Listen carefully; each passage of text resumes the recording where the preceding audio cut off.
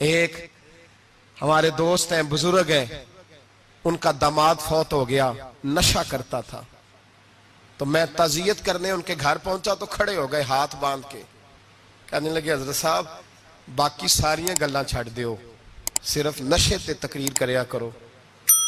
وہ جب جیتا تھا تو تب بھی اس کے بچے یتیم ہی تھے، یتیم ہی تھے۔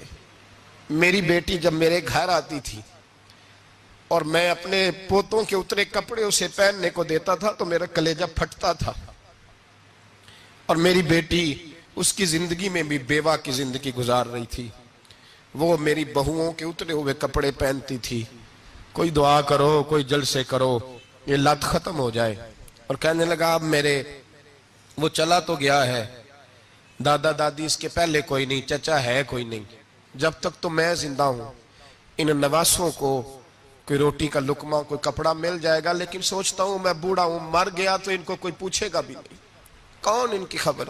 اتنا ظلم اس قوم سے، اتنی زیادتی، اور آرام سے لکھ کر لوگ گزر گئے کہ یہ 70 لاکھ ہے، ان کا درد تو سمجھو، تکلیف تو سمجھو۔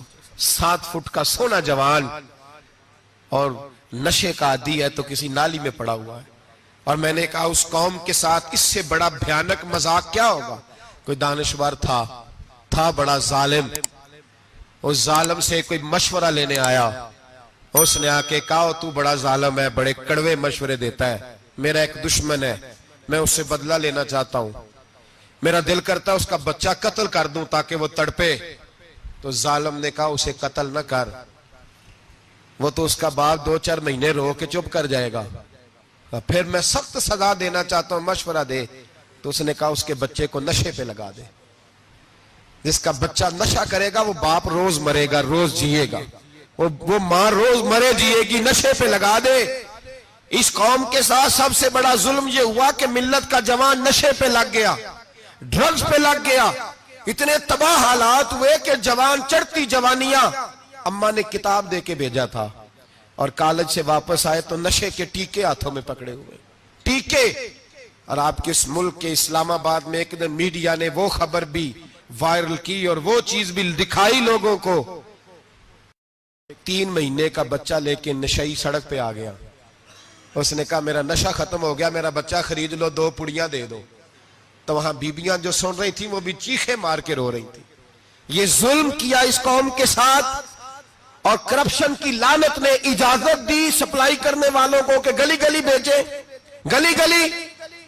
انہوں نے کچھ تھوڑا ظلم نہیں کیا ان حکمرانوں نے، اور ہماری اپوزیشن اس کو نہ صرف اتنا پتا ہے کہ یہ جائیں اور ہم آئیں، اس سے زیادہ کوئی غرض نہیں۔ بھائی کرپشن کے خلاف نکلے ہو تم، نشے کے خلاف کس دن نکلو گے؟ جوئے کے خلاف کس دن؟ قوم تو مر رہی ہے نشے سے، اس کے خلاف میدان میں کب آؤ گے؟ صرف اتنا ہے کہ یہ جائیں اور ہماری باری آئے، اس سے زیادہ کچھ نہیں۔ جتنے مجرم وہ ہیں اتنے ہی تم بنتے جا رہے ہو، اس لیے کہ اصل بات پر نہ وہ آتے ہیں اور نہ اصل بات پر یہ آتے۔ بھائیو، میرے نبی پاک صلی اللہ تعالی علیہ وسلم، اور ایک اور تماشا ہے،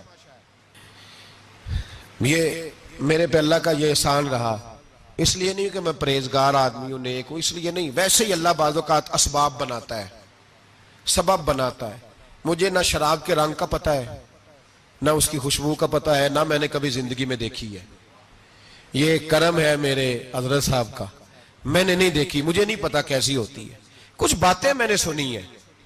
ایک محفل میں بیٹھا تھا مجلس میں، تو ایک شخص نے کہا کھانسی نہیں جاتی بچے کی، دوسرا اس کو مشورہ دے رہا ہے، کھانسی نہیں جاتی، بڑی دوائی دیسی بھی فلاں بھی بڑی کھائی، مشورہ دیا اس کو کہ تو اس طرح کر، اس کو نا شراب کے 2-4 چمچے پلاؤ، کہتے ہیں جی اس کو نا یہ پلاؤ تو صحیح ہو جائے گی۔ تو میں نے پلٹ کے اس کی طرف دیکھا، میں نے کہا کوئی عقل کر، کیا مشورہ کرنا؟ مولانا میرا تجربہ ہے۔ میں نے کہا تیرا تجربہ افضل ہے یا رسول اللہ کا فرمان زیادہ افضل ہے؟ تیرا تجربہ افضل ہے۔ حضرت ام سلمہ رضی اللہ تعالیٰ عنہ کہتی ہے میں نے عرض کی یا رسول اللہ صلی اللہ علیہ وسلم میری بچی بڑی بیمار ہے، تو مجھے کسی نے کہا ہے یہ تھوڑی سی نشے والی چیز ہے، یہ بنا کے تیار کر کے دو، صحیح ہو جائے گی، بیمار ہے بچی تو یہ نشے والی چیز ہے، اس کو تیار کر کے دو، تھوڑا نشہ ہے۔ اگرچہ بعض، میں نے شروع میں کہا، بعض لوگ مریض کو، سخت مریض کو ایسی ادویات جو مجبوری بن جائے اس کی گنجائش اور اجازت دیتے ہیں. محتاط علماء تو اس میں بھی بہت ساری چیزیں پہلے بیان کرتے ہیں, لیکن اس نے کہا جی میرا نشہ دینا ہے شفا کے لیے. تو حضرت ام سلمہ کہتی ہے میرے نبی پاک نے میری طرف دیکھا, میری طرف. تو میں نے کہا یا رسول اللہ آپ کیا فرمانا چاہ رہے ہیں؟ تو نبی پاک نے فرمایا ام سلمہ کبھی ناپاک چیز میں بھی شفا ہوئی ہے, کبھی ناپاک چیز میں بھی, کبھی شراب اور خمر میں بھی شفا ہو سکتی ہے. شفا رب کریم نے رکھی ہے پر شہد کے اندر رکھی ہوئی ہے, شفا اللہ نے رکھی ہے قرآن مجید میں رکھی ہوئی ہے. تو اس میں بھی کبھی یہ حضور نے بیان کیا ہے کہ اس کے اندر شفا ہو سکتی, تو امت کتنی دلیری کرتی ہے جو یہ مشورے دیتی ہے کہ اس کے اندر نشہ ہے, شراب ہے, تو کھانسی چلی جائے گی تو فلانی بیماری چلی جائے گی. نہ آؤ ان چیزوں پہ, نہ اپنے ایمان کو خرابی دو, اور نہ ایسی باتیں کرو جس سے کہ ڈائریکٹ رسول اللہ صلی اللہ علیہ وسلم کے واضح ارشادات کی مخالفت ہو. میرے نبی پاک صلی اللہ علیہ وسلم نے فرمایا. اور پھر کچھ لوگ کہتے ہیں تھوڑی پی ہے جی. اب تو میں تجزیے میں پڑھ رہا تھا کہ ایسی شراب ایجاد ہو گئی ہے, لوگ شراب پیتے ہیں اور وہ مست بھی رہتے ہیں, کار بھی چلاتے رہتے ہیں, کہتے ہیں جی نہیں ہمارا ذہن معاف نہیں ہوا تو یہ والی صحیح ہے, نشہ نہیں لاتی. میرے نبی پاک صلی اللہ علیہ وسلم نے فرمایا جس چیز کی تھوڑی مقدار, زیادہ مقدار حرام ہے اس چیز کی تھوڑی مقدار بھی حرام ہے. جس کی زیادہ مقدار حرام ہے اس کی تھوڑی بھی. تو خمر اور شراب اگر فل پینا جائز نہیں تو تھوڑی پینا بھی جائز, یہ حرام ہے اور حرام تھی اور قیامت تک حرام ہی رہے گی. میرے نبی پاک صلی اللہ علیہ وسلم نے منع کیا اور حضور نے اظہار ناپسندیدگی فرمایا. فرمایا 40 دن تو عبادت ہی قبول نہیں ہوتی شراب پینے والے جب تک سچی توبہ نہ کرے. ایک دن صحابہ بیٹھے تھے سارے, حضرت ابوبکر صدیق بھی تھے, فاروق اعظم بھی تھے, عثمان غنی بھی تھے, ڈھیر ساری تعداد تھی صحابہ کی, سارے تشریف فرما تھے. حضرت عبداللہ ابن عمر رضی اللہ تعالیٰ عنہ حدیث کے راوی ہیں اور مستدرک للحاکم کے اندر, ابن حبان کے اندر یہ روایت موجود ہے. فرماتے صحابہ نہ بات کر رہے تھے, اور بات یہ کر رہے تھے کہ یار لوگوں کو گناہوں سے کیسے روکا جائے,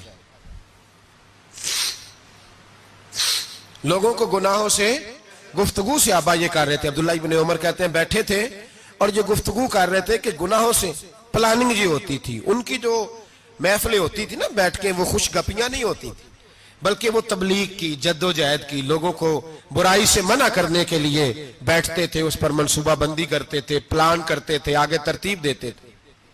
گفتگو ہو رہی تھی تو اب آپس میں بات ہونے لگی کہ کون سا گناہ زیادہ برا ہے جس پر سب سے پہلے کام کیا جائے. تو دور ایک صحابی بیٹھے تھے, ان کا نام تھا عبداللہ ابن عمر. ایک عبداللہ بن عمر ہے اور ایک عبداللہ ابن عمر ہے.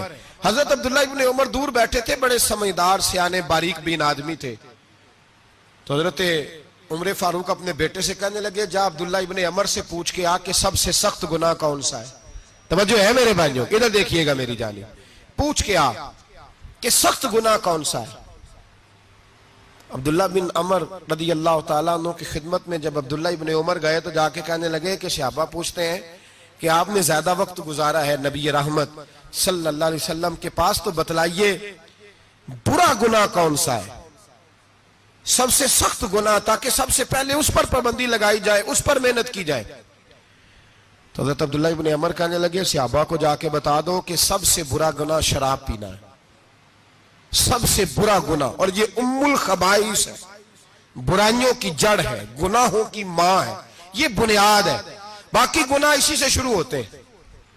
کہتے ہیں میں نے آ کے بتایا تو حضرت ابوبکر صدیق رضی اللہ تعالیٰ عنہ سیدنا فاروق اعظم کہنے لگے خود جاتے ہیں, ان کے پاس خود جاتے ہیں, چونکہ ہم نے بات سننی ہے ہم خود جاتے ہیں اور ان سے جا کر کے سوال کرتے ہیں کہ اگر آپ کو اس تفصیل کا پتہ ہے نا تو اس کے پیچھے بھی کوئی تفصیل ہوگی جو میرے نبی پاک نے بیان کی ہوگی صلی اللہ تعالی علیہ وسلم, اس تفصیل کا بھی آپ کو پتہ ہوگا جو نبی پاک نے بیان کی ہوگی, اس بات کے پیچھے جو بیک گراؤنڈ ہے, جو پس منظر ہے.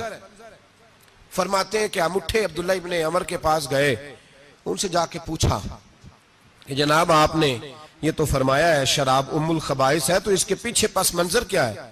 تو عبداللہ ابن عمر کہنے لگے یہ میں نے اپنے پاس سے نہیں کہا, یہ میں نے نبی پاک سے سنا ہوا ہے.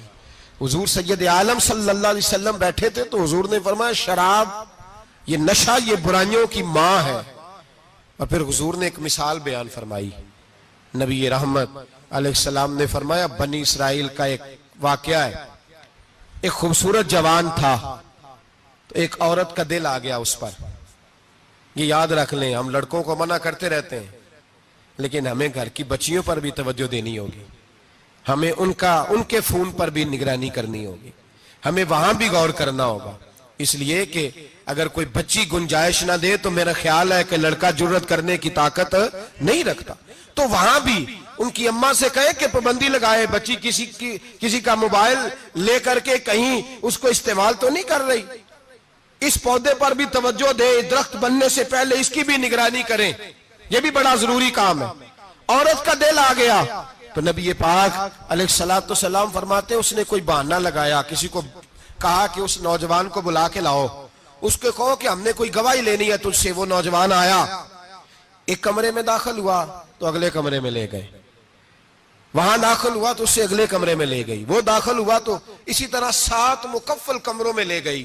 میرے کریم رسول میرے محبوب پاک علیہ السلام فرماتے ہیں, صحابہ کو سمجھا رہے ہیں میٹھے لب و لہجے میں, فرماتے ہیں جب سب سے پچھلے کمرے میں لے گئی تو ایک لڑکا بندھا ہوا تھا وہاں رسیوں سے, شراب کا پیالہ پڑا ہوا تھا. اور بی بی کہنے لگی کوئی گواہی شواہی نہیں لینی, تجھے اس لیے بلایا ہے کہ تیرے اوپر دل آ گیا ہے, اب میرے ساتھ منہ کالا کر. تو وہ جوان کہنے لگا نہیں, میں نے اپنے نفس کو پاک رکھا ہوا ہے, میری نظر بھی پاک ہے, دل بھی پاک ہے, اور اس کی برکت یہ ہے کہ رب نے میری روح کو بھی پاک رکھا ہوا ہے, تو میں یہ حرکت نہیں کر سکتا. پاک لوگ پلید کاموں کی جانب توجہ نہیں کرتے, میں یہ حرکت نہیں کر سکتا. اقبال نے اپنے بیٹے کو دعا دی تھی, اس نے کہا تھا حیا باقی نہیں ہے زمانے کی آنکھ میں, خدا کرے کہ رہے تیری جوانی بے داغ, خدا کرے کہ رہے تیری جوانی بے داغ. کہا میرے ساتھ منہ کالا کر, اس نے کہا میں نہیں کرتا. کہنے لگی چل پھر اس کو قتل کر, اس کو میں نے باندھا ہوا. اس نے کہا میں قتل کیوں کروں, میری کیا دشمنی ہے. کہا پھر شراب پیو, کہا میں شراب بھی نہیں پیتا. تو کہنے لگی اب تو میں نے تجھے اپنے چنگل میں پھانس لیا ہے, اب تو یہاں سے بچ کے جا نہیں سکتا, اور اگر تو باہر جائے گا تو میں شور کروں گی, لوگ جمع کروں گی, اس نے میری عزت آبرو پہ ہاتھ ڈالا ہے, تو بچ تو نہیں سکتا, ایک کام تو کرنا پڑے گا. محبوب فرماتے اس نوجوان نے سوچا کہ زنا بھی بہت بڑا جرم ہے, قتل بھی بہت بڑا گناہ ہے, چلو اب مجبوری ہے تو شراب پی لیتا ہوں. لیکن وہ سمجھا نہ کہ شراب تو بنیاد ہے. اس نے ایک پیالہ جو پیا, کہنے لگا ایک اور دے دو, دوسرا پیا تو کہنے لگا ایک اور دے دو. اب 3 پیالے 3 بوتلیں شراب جو پی چکا تو خماری چڑھ گئی. اب اس عورت کے قریب جانے لگا کہ میں تیرے ساتھ زنا کروں گا. اس نے کہا جب تک میں قریب نہیں آنے دوں گی جب تک تو اسے قتل نہ کرے. اس نے اسے قتل بھی کیا, زنا بھی کیا. تو محبوب فرمانے لگے یہ قتل اور زنا جو ہوا ہے تو یہ شراب کی وجہ سے ہوا ہے. گویا شراب وہ جرم ہے جو قتل بھی کرائے گی, جو زنا بھی کرائے گی. اور اگر آپ نشئی کو دیکھیں, اگر آپ شرابی کو دیکھیں تو کیا وہ ڈکیتیاں نہیں کرتا پھرتا, وہ چوریاں نہیں کرتا, وہ اپنی ہی ماں کا زیور نہیں بیچ آتا, وہ اپنی ہی بہن کا پڑا ہوا جہیز نہیں بیچ آتا, وہ اپنے ہی گھر میں ڈاکے نہیں ڈالتا, وہ اللہ کے گھر مسجد میں آ کر کے چوری نہیں کرتا. وہ صرف اس لیے کرتا ہے کہ یہ نشہ, یہ شراب, یہ ماں ہے گناہوں کی, یہ جڑ ہے. ملت کے لوگوں یاد رکھو, اس امت اس پاکستان کے ساتھ جہاں بہت سارے ظلم ہوئے, وہاں بڑا ظلم یہ ہے کہ بہت بڑا طبقہ جوانوں کا نشے کا عادی ہے. وہ نشہ انہیں عشق مجازی اور عورتوں کے عشق کی جانب لا رہا ہے. وہ نشہ چوریاں کرا رہا ہے, قتل کرا رہا ہے, ڈکیتیاں کرا رہا ہے. بہت بڑے ظالموں نے بہت بڑے ہاؤس بنائے ہوئے ہیں جن کے اندر شراب فراہم کی جاتی ہے, نشہ دیا جاتا ہے. میں نے تو ایسے ایسے لفظ سنے کہ الیکشن کے دنوں میں ووٹ لینے کی خاطر سیاستدان انہیں نشہ فراہم کرتے ہیں, انہیں باندھ کے رکھتے ہیں, روز تمہیں پڑیا ملے گی, ووٹ ہمیں ڈالنا. اتنا ظلم, اتنی زیادتی, اتنا جبر, ایک انسان کے ساتھ کھیلنا. لوٹ آؤ, پکڑو ان کا دامن, اپنے گھروں کو بچاؤ, اپنے دوستوں کو بچاؤ. جاگو جاگو امت کے لوگوں جاگو, میرے نبی پاک صلی اللہ علیہ وسلم کے کلمہ گو لوگوں کو بچاؤ.